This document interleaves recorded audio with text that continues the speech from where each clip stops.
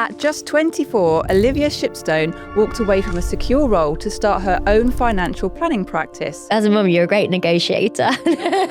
Since then, she's grown a thriving business, brought her husband into the fold, navigated the uncertainty of COVID and become a mum of two. I've got so much more flexibility for the next 18 years of their life. What's remarkable about Olivia's story isn't just the success, it's the way she's chosen to do it on her own terms. And when I told them, they were like, "You're crazy, why you carry on working?" Working through both pregnancies, protecting Fridays for family time, Still figuring that out a little bit.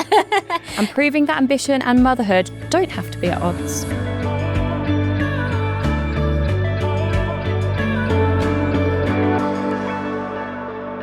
Thank you so much for Thank you. joining us on No this problem. podcast. It's amazing to have you as a guest. Do you want to just start off by introducing yourself, telling us a little bit about you, your home life, and what you do? Yeah. So I'm Olivia. I'm a chartered financial advisor, planner, wealth manager. We get called all sorts. Yeah. It's all the same thing. I have my own business based in Nottingham, and I'm a mum of two. So I've got two little ones. Well, they're still little in the grand scheme of things, but they feel like they're growing up very quickly. So I've got a 4.5-year-old who's just started school in September, and then a nearly 3-year-old who acts older than her older brother. So, so yeah, it's full on.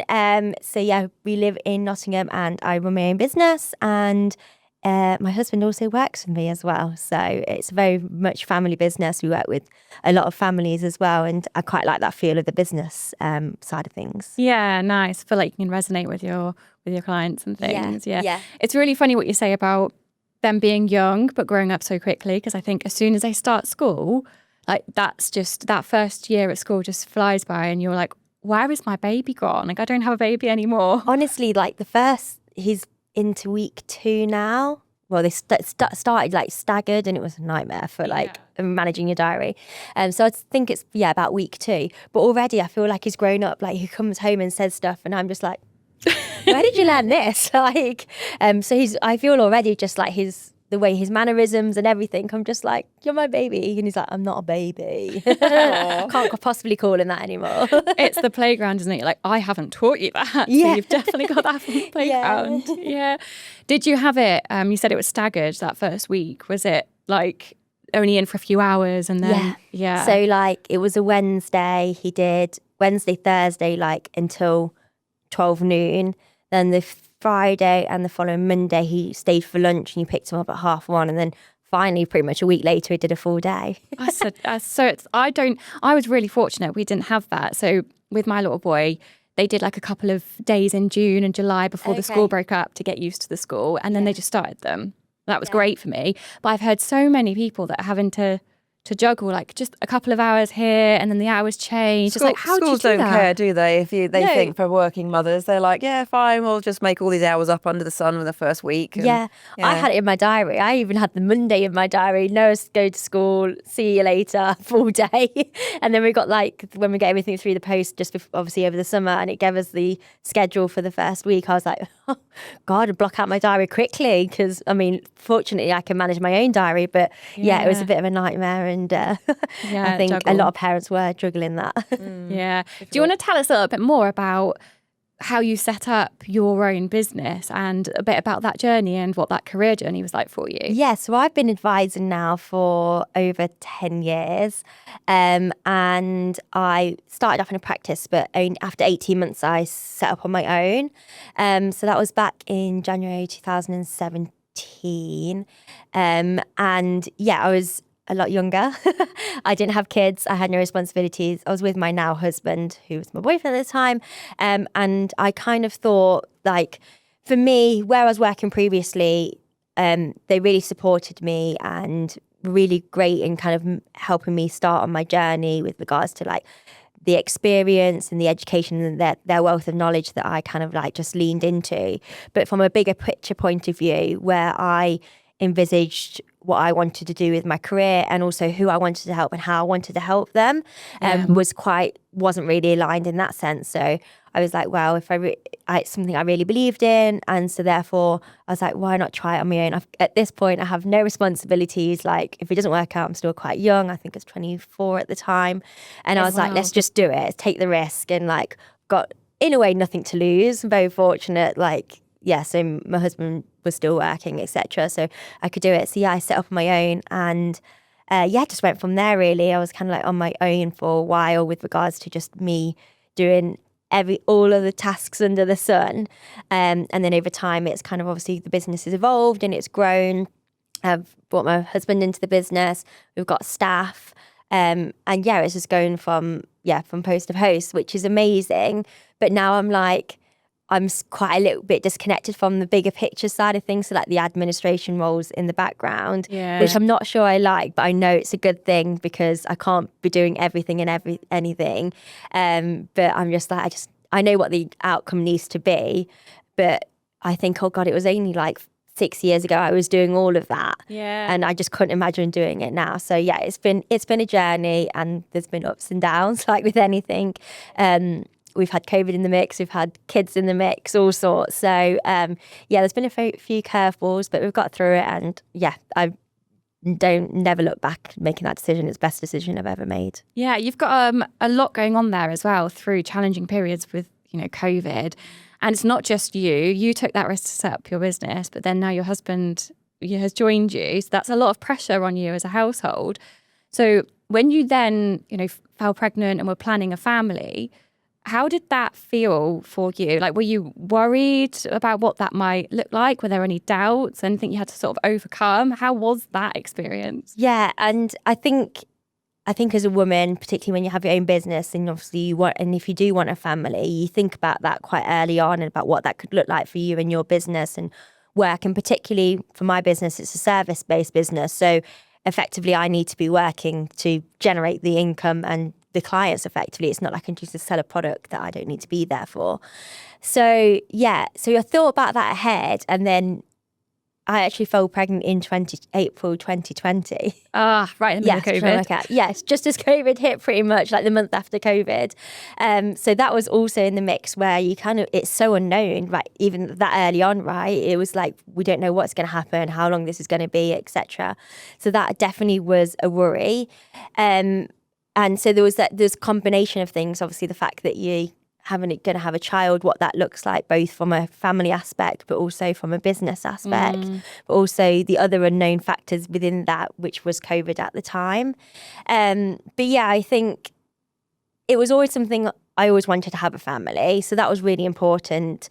And we got married in 2018, so we've been trying for a while. We had a miscarriage and stuff like that. So we did know it was like, well, hopefully it was on the radar quite soon when I did fall pregnant, a successful pregnancy. It was.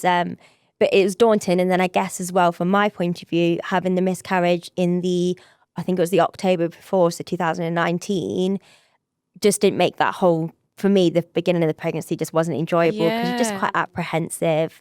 And also everything else is so far away because we're in the middle of COVID. So you can't just go to a private scan, just check everything's okay. If you're worried, etc. So yeah, it was. So all that mental lot. load, so much going on there. Yeah, and then also thinking about, what does it then look like for you when you then do have, your baby, and you've got this business, like you say, relies on you to see your clients and give advice and to do all of that stuff. So like, that's so much like mental load. That must have been quite a challenging time for you. Yeah, definitely. And I think like from the service proposition that we offer to our clients, we see them at least once a year as well. So equally, it's not not transactional. So we've got to have that constant kind of face-to-face element. And yes, whilst at that time it was my husband had already just been brought in, which probably wasn't a great time. I mean, hindsight is great time, but at the time I was like, why did we do this all at the same time? But whilst he obviously by all means pulls his weight and does all the work that I can't do or don't want to do, is that unless I'm out there generating the business effectively, there's no work for him to do in the back end. That was quite a kind of a daunting time, just kind of, and I think just generally as a business owner, take away the having the children aspect, you just always question, like, what's my next quarter? What's my next month going to look like? You get to the end of that period, you're like, oh my gosh, we've had a great quarter. But you like, and then you start the next quarter, oh gosh, what's happening again? Like, I think you find that those peaks and troughs and those worries constantly as business owners anyway. But then obviously it's probably, double fold when you're thinking, when you're pregnant or think about having children, you kind of, it's more at the forefront of your mind. You mentioned your husband worked with you. How do you kind of tag team? Because clearly a woman working sometimes would rely on her husband to pick up the kids from school, that sort of stuff. So how do you kind of tag team together to create that kind of plan and balance to get the kids from school or get them to where they need to be and be mum and dad and be leaders in your business as well? Yeah, still figuring that out a little bit. And particularly with the school drop-offs, because the blessing about nursery, you could go as late as 6 o'clock. It was brilliant. Where school pickup for us, we walk there, so it's like you leave our house at like 3:05 for a 3:15 pickup. So yes, we try and be organised. Like, there's certain days I'll make sure I do drop-offs. So on the first week, I was a bit kind of disheartened because I hadn't prepared for it. So I looked at my diary the week before and I had loads of morning appointments, like, because I do some like 8 till 9s because of busy working parents. They want to just get it in early, and it was full, and I could take him, I think, just on the one day out of the whole week, and I was like, this isn't what I've done it for. So then I've gone through my diary and kind of blocked that out. So I'll go on like Mondays and Wednesdays, and we'll try and do Fridays together, and then he'll do those days. Pick up, we've tried to kind of work. We're very lucky. We've got both of our parents, so the children's grandparents aren't far and nearby, so they will do one day a week, like they have been doing prior to school. They'll still do the pickup side of it. And then we try to do we've kind of agreed to do a day a week each. But it's obviously flexible. And I think, again, even though my husband works in the business, he's typically kind of like a back office role. So he won't have any client meetings. So whereas if I might be in a meeting or I might be held up and a bit later than I expected, he will always have the flexibility to then be able to go and get them if I can't quite make it or something like that. So that's very fortunate that he doesn't have a schedule that's as kind of time constraint in a way, if that makes sense. And I think as well, when you are a business owner and you've set up your business, you have more flexibility and control over your diary and how you spend your time. I think having a business comes with so many more challenges. Lots of people think that it will give them more time, more freedom. And in some ways it does, because it does give you the flexibility. But actually you find that you're working at 10 o'clock at night sometimes, and that pressure, like you say earlier, of what does each quarter look like and how do we keep this going and growing, like that really exists, and it's all on your shoulders. But when we spoke before, you mentioned about how that flexibility is great as when being a mother, because in maternity particularly, I think you said that you worked, you didn't wait 9-12 months to go back to work. You were kind of active working through your maternity. Yeah, but that's because you've got more flexibility as your children grow up. Do you want to tell us a little bit more about Yeah, definitely. that? I think part of it was obviously situation. So again, going back to how I work my business, and it's starting to, but still now probably there's no real way for me to step away and someone else take that place at this present time. However, it was obviously being technically self-employed as well, the maternity pay, there's no one paying you 6 months full pay or anything like that. And statutory, I'm not really sure how people get by on that, because it's tough. Yeah. But then secondly, it's partly choice as well. So I love what I do. My clients are amazing. When I told them, they were like, you're crazy, why you carry on working? And I was like, well, I'm not. It's the choice thing. And what I wasn't doing my usual, 9 till 6 or whatever I kind of work in throughout the day. Yeah. It was me just keeping on top of things, really. But yeah, I really enjoyed it. And particularly with my first, because newborns typically sleep a lot, not at the right time, but a lot in the day, I found. Daytime sleeping. Yeah.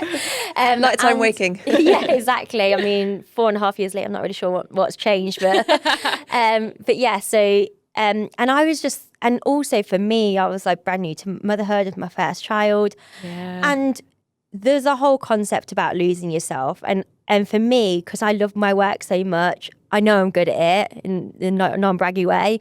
And I love it. And I've got a great relationship with all my clients. It made me feel like me again. So I really enjoyed those moments where I could dip into my emails, where I could get back to clients and just have, I guess, a normal conversation again. Rather than just being mum or just doing baby stuff and just pulling really funny faces in front of them and stuff like that.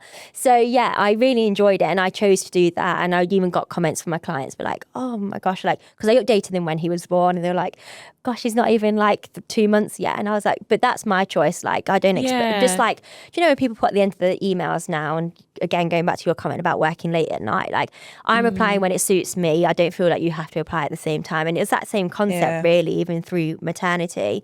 So yeah, I didn't really take a maternity.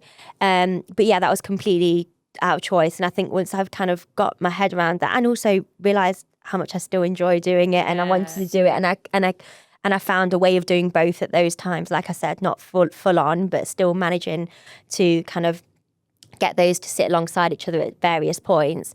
I really enjoyed it, and it comes back to that concept that I've always said, is that I was in an NCT group and I have some great friends from that, but they all had 9 months to a year off, and they were like, should we go and grab a coffee and stuff? And by all means, I could still do that when I wanted to. Yeah. And I was like, gosh, they didn't have to think about anything to do with work for the next 9 to 12 months, bliss. And then I was like, well, no, but one, like I said, I love work, but two, I've got so much more flexibility for the next 18 years of their life. So I'm not asking to take time off to go to their Christmas play. I'm not having to worry about this well, I still had to manage it, but I didn't have to worry about not being able to do the transition when Noah started school and stuff like that. So for me, that was kind of the mindset that I got into. And I'm obviously really grateful that I have got that flexibility. Yes, the hard work's been gone on in the background for me to be able to do that. But yeah, it's... for me, it was definitely more of a pro than the disadvantage of not having any like full maternity where you don't even have to log into your laptop. Yeah, and I think balance is different for everyone. And I really like what you just said there, that being able to keep your toe in work at times that suited you made you feel like you again. Because we've had similar conversations like that actually getting stuck into something you love and you enjoy, and it keeps your brain and you're ambitious about, like that is in some ways balance for some people. But what else do you like do or make sure you have like rituals or non-negotiables in your life so that you still do have time for yourself when you're balancing your business and your young children? Great question. You make me laugh because I'm not really sure how to answer this one. It's something I'm working on, let's say that. And yeah, and obviously like that whole like losing yourself at becoming a mum, and not in a negative way necessarily, just as in you obviously evolved, right, over time, and you're figuring out as well who this new person is. Your priorities have completely changed and what's important to you and what you enjoy doing as well. So I've got in recently, I think, because my two are a little bit older, so less kind of like relying on me or even my husband, Ben. But I've kind of started get back into the gym. Can't say enjoy it, but it's good for me. Yeah, it's good for me. Does anyone really enjoy the gym?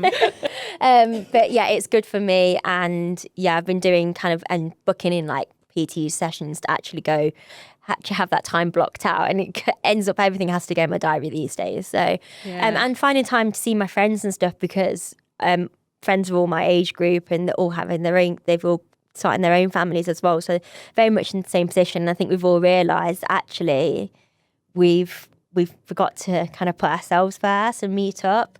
I met my friends this weekend and they're like, the kids coming. I was like, no. No. Well, my Absolutely two aren't. not. I'm leaving my two at home. Like, if you really want to bring yours, then bring yours. But I'm definitely opting not to bring mine. I find if I meet up with my friends without my children, I come away and my soul feels like lifted again. I'm like, oh yeah, that's what it's like to have a good time and be me, and not have to worry about home life and work and all of those things. Yeah. So that is definitely really important. Yeah, definitely. And in a way, I think going back to like why I've only just started it. So my husband also plays football semi-professionally. So he'll hate me saying that because he just doesn't like saying it. But he's trained. The reason why I'm saying it is because he trains 2 evenings a week and he plays all day Saturday. Well, plays Saturday and he play up and down the country because he's in like national league. So for us as a family, obviously Tuesdays and Thursday nights, I can't do anything whilst the kids are asleep. I can't leave the house while they're asleep. So I'm limited time then. And then on Saturdays, he's out all day. So before Noah started school, we tried to not work Fridays, and the kids were at home with us on Fridays, so we'd have a family day on a Friday because we won't get that time on Saturday, which is, again, something that's changing now because Noah's at school. And yeah, just trying to navigate that. But I resented my husband a lot as well because obviously it's something he enjoys doing, but he would just go out and do it and play football and not think about it. And I'm like, do you understand? After you've done a 4-week work, being at home with 2 kids who are just like bickering, it's raining outside, you can't get out on a Saturday full day, like it's a long day on your own. But equally on other things, so if he had like stag do's or wanted to go and see his friends and stuff like that, I feel like, and again, this whole like relationship thing when you have kids anyway, isn't there? But he will just say yes, whereas my yes comes from a whole thought process about who's going to have the kids, where am I, is it bedtime, am I going to be back for bedtime, and this whole like mental load that comes with it. Whereas, and even when I do say yes, I'm still organising everything else in the background and saying like, this is what's happening. So I think it is really important to try and find time for yourself. And I'm trying to do that more and trying to step back from that mental load. But I just don't think we can help ourselves sometimes. I know. I think that that role dynamic as well of carrying that mental load. And there's a saying of like being a default parent where naturally women are just more maternal, they're more organised, so they take on like controlling the home life and what the children are doing. So like you said there, your husband, if he gets invited or something's going on, like doesn't think about those things. Whereas a mother, we do think about all of those things. And then if we are taking time away for ourselves, like that mum guilt is really hard because you just feel guilty for it, which is ridiculous, but it's actually really important to do those things. Yeah, definitely. I bet it resonates with so many people because when I speak almost like my friends group chat with all the kids in it, it's like we're all just like, oh my gosh, do you know this? He just went out and did this. I didn't even think about it. And we're all in the same boat. And that's doesn't go to say that they're not good parents because again, particularly within our dynamic, like Ben takes a lot of the load with other things, so he does a lot around the house, and obviously he's got them flex with the kids if I'm busy and have commitments and stuff like that. But I still can resent him sometimes if I want to. No, definitely. Absolutely. And I think as well, when you're running a business, particularly together there and you've got that home dynamic, having that support for each other is really important. And I think you mentioned to us before, like you have slightly different parenting roles where he's like the fun one, but you're the comforting one. And what does that balance look like for you more at home? Like how do you support each other with, even just like getting jobs done at home and just getting by a lot of the time? Yeah, I think in a way we've never actually really spoken about it. It's just kind of like naturally happened, probably because he got to the end of his boxer drawer and had no boxers left and realised he needs to do some washing maybe. But no, it's just kind of like naturally happened. But yeah, I definitely find that he's the fun parent. And sometimes, like, that's fine because I can just chill and have a cup of tea and just watch them have fun outside. But sometimes I'm like, I want to do that. But I'm definitely, like, I think you mentioned it a moment ago, like the comforter. Like, if they're tired, upset, worried, any of those, they'll come to me, which is lovely. And obviously, I'm so glad they feel I'm their safe space and stuff like that. But then also it can be quite draining because it's when their emotions are very high.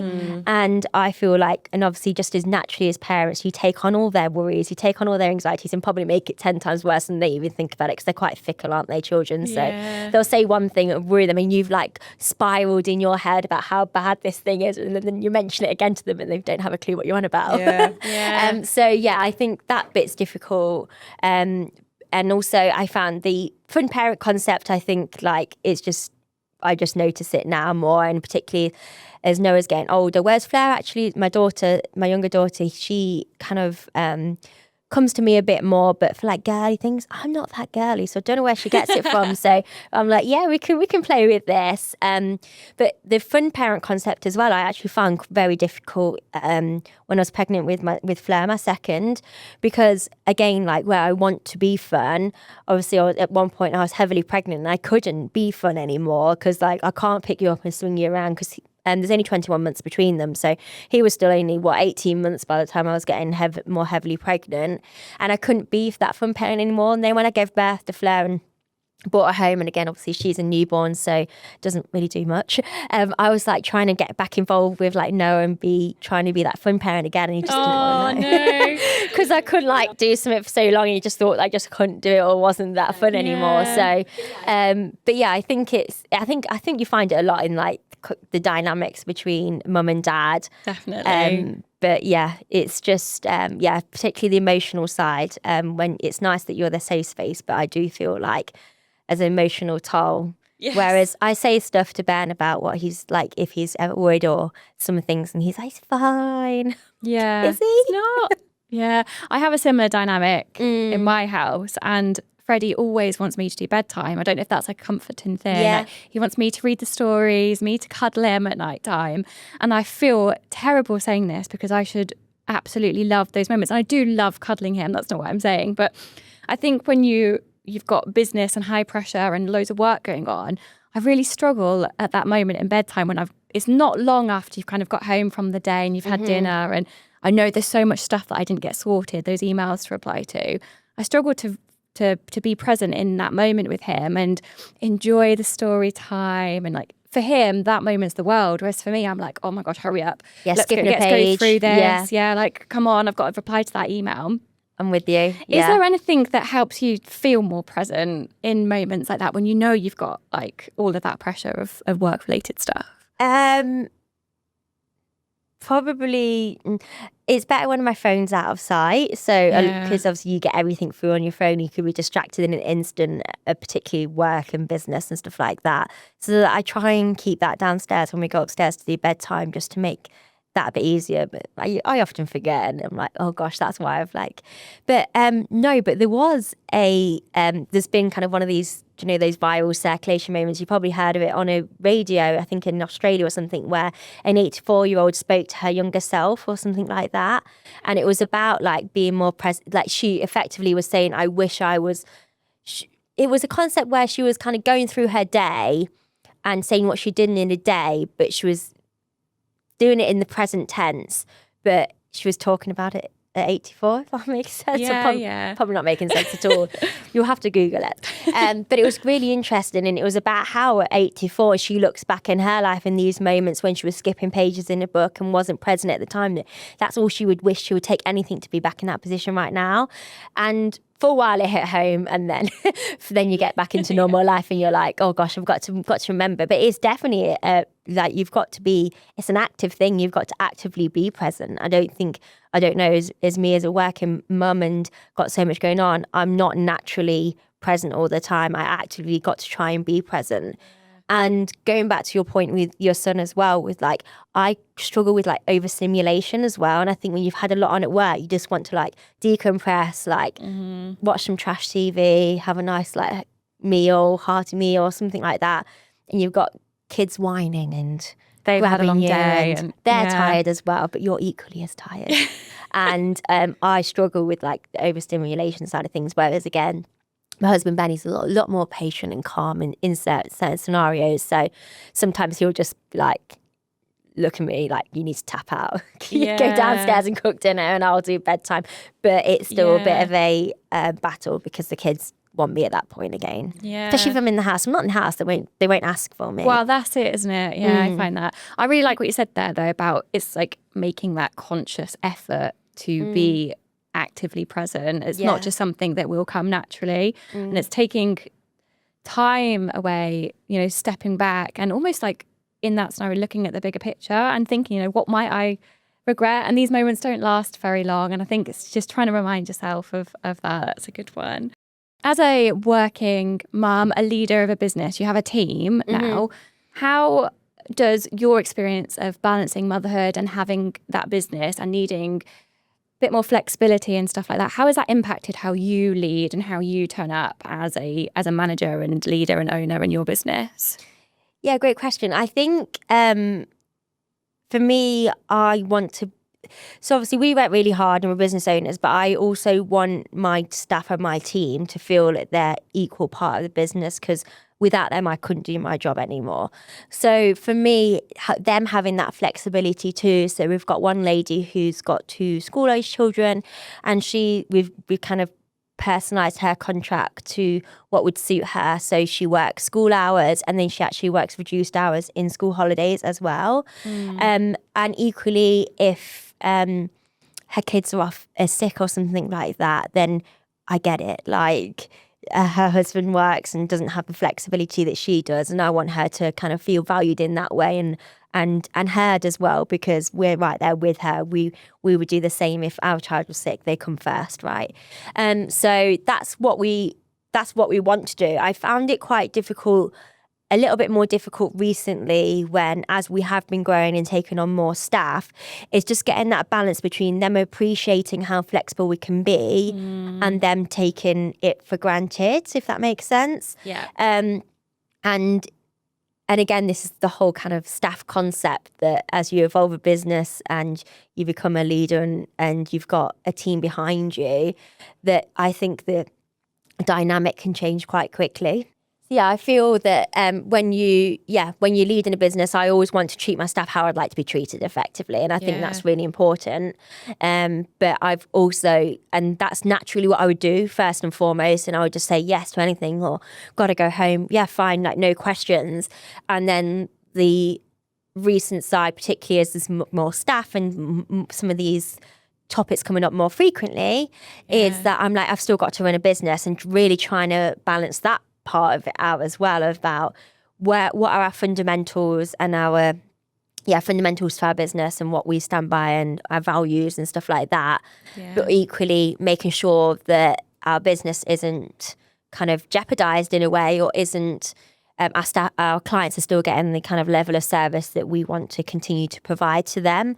And again, it's just about getting that balance right, which I feel it's difficult. And when you want to be like that and be understanding, you just hope that you get it back from your staff, which we do. Yeah. But it's just kind of balancing that. And then also the other concept that's been playing on my mind, and it's not really, no one's ever said anything, but I've got other staff that haven't got any families, and I don't want them to feel like that if someone where their kids are off sick, quite like if they've got a few kids, it might be a few occasions a year, whereas this other person's not got children and is never off sick. And again, it's about getting that kind of making sure everything's fair and equal for all members of staff, children or no children. So yeah, still trying to navigate that part. But I think as a fundamental, what I want to do, hopefully my staff respect and are grateful for that, and just make sure that they feel valued and heard at all points. But yeah, it's just forever evolving, I think, is the word. And I think that's important as well, because as your business grows and good staff, you don't want to lose them. No, you don't. Gosh, definitely not. Do you think that being a business owner and obviously leader in what you do and a mum has kind of, does it help you run your business better because you're a mum? Does it help? And are there any does it hinder? skills almost that you feel like you've been brought to the table since being a mum? Well, as a mum, you're a great negotiator. Yeah. Actually, no, you're not. You realise you're not, because the kids are way better. Actually, that's probably right. I don't know. Yeah, I think with my work and just listening to people, and obviously I just speak to all different people's different backgrounds and really get to know them. I think I try and do that with the kids as well, like active listening and making sure that obviously they're heard as well. So I do that naturally with work. But I think it's helped. I particularly work with predominantly women and predominantly families. So I think just that relatability, like I get on a call and someone's like, oh, sorry, my baby might be crying. I'm like, oh, bring them on the call, it's fine. Or they talk about nursery fees, and I'm like, yeah, I'm with you on that one. I know, I get it, all of that stuff. So I think that's helped being a lot more relatable, and particularly in the industry that I'm in, financial services, there's not many women, and there's definitely not many young people either.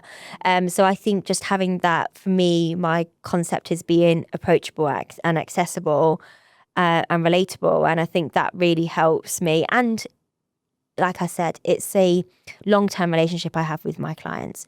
So it's just nice. They just kind of can feel comfortable around me. We get to know each other, and we get to know each other's families because we're always speaking about it. I'm pretty much an open book, so I'll always tell them, oh God, this happened this morning. And I've got a lot of clients that have been with me since Noah's born, and I'm like, Noah started school, and they're like, what? That makes me feel really old, or I can't believe we've been working together that long, and all that stuff. So it's been really nice. But I can't think of anything particular where like a new skill from having children has helped me in the business. But I just think, just naturally, just things happen. And I think particularly the relatability is nice.